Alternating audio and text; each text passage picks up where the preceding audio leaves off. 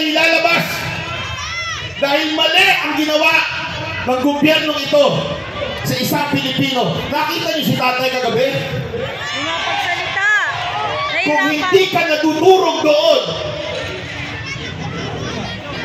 hindi ka Pilipino. Ang dami kong napanood mga kababayan. Hindi ho sila political. Pero na nakita nila yun, natutulog sila. Bakit? Ang isang Pilipino nakaupo sa puti. Akala ko ba malaya tayo? Akala ko ba malaya ang Pilipinas? Bakit Amerika o puti ang umuusik sa ating Pangulo? Hindi kami nagagalit kung gusto nyo usikin sa Korte ng Pilipinas. Yan ang tama, yung process yan eh. Pero puti, hindi kami papayag dyan. Sa pilitang kinuha! Mali po yan. Sa pilitang kinuha! Alam niyo po, yan ang ginawa sa KOJC. Marami sa atin ang hindi masyado pang naniwala nun. Baka naman hindi tuloy-tuloy ito. Hanggang kinulong si Pastor Kibuloy, inusig ng mga maling warrant. Tapos sinunod nila si Pangulong Duterte. Ito ang tanong ko sa inyo. Kayo mga Pilipinong tulog pa. Kailan kayo gigising pag may mangyari na kay Pangulong Duterte? Kung may mangyari na kay VP Sara, ikulong din siya? Kailan kayo magigising? Kaya mga kababayan, nananawagan po ako sa inyo, imulat natin ang mata ng mga kababayan natin.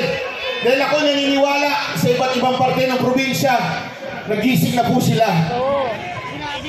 Kaya mga kababayan, ngayong araw to meron lang ako isang tatawagin. Itong tao na to, noong pasasalamat sa Luneta, ay binu. Bakit? Nakinig siya kay Pangulong Duterte na huwag iboto ang bangag.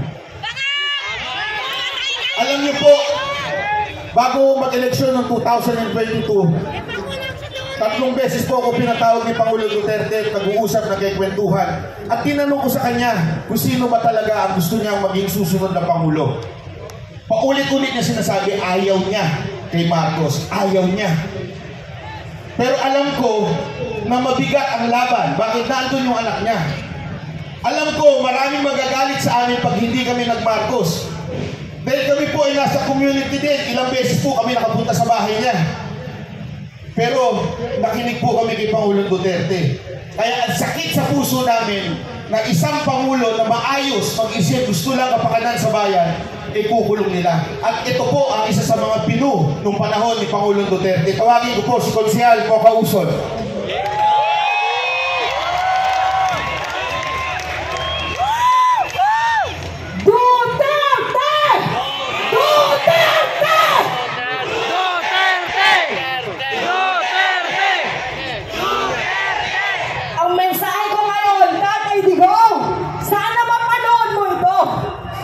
Hindi ka namin iiwanan. Tatay Digong, hindi mo kami iniwanan. Ikaw lang ang leader ng bansa na ito na lumaban sa kriminalidad, droga at korupsyon mata sa mata. Inalay mo, Tatay Digong, ang buhay mo para sa amin, para sa aming bayan. Kaya Tatay Digong, kung nakikinig ka at napapanood mo ito, hindi ka namin iiwan.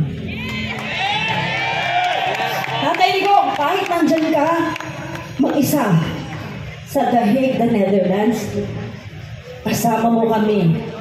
Lagi kang nasa aming panalangin. Tatay Digong, mahal ka namin. Mahal niyo po ba si Tatay Digong? Ayoko ako masaya ngayon kasi nakikita ko po yung mga mukha noong nakasama natin noong kampanya. Taas ang kaway ng mga nakasama natin. Hindi po natin iiwanan si Tatay Digong. Panghuli na lamang po.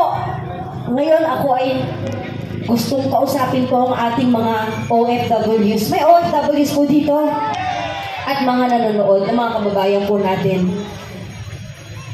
Kung kayo ay naniniwala na may ginawang mabuti si Tatay Digong sa ating bansa, kung kayo ay naniniwala na nawala ang droga, bumagsak ang krimen, at naging mas mapayap ang ating mga kalsada, naging mas maganda ang takbo ng Pilipinas, ngayon ang panahon para magsalita kayo. Ngayon ang panahon na umaksyon po tayo. Hindi ko po sinasabi na magrebelde tayo. Kahit isang tao lang ang pumunta rito, pupunta ako. Ganon din po ba kayo? Iparamdam po natin kay Tatay Digong ang ating pagmamahal at hindi po natin siya iiwanan. Ayun lamang po, maraming salamat po. Iisa lang ang kulang talaga dito eh.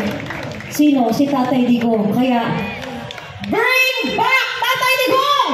Bring back Tatay Digong! Bring PRRD home! Diyos na po ang bahala. Sabi sa Biblia, hindi mo ba? Vengeance is the Lord's. Maraming salamat po! Mabuhay ang Pilipinas!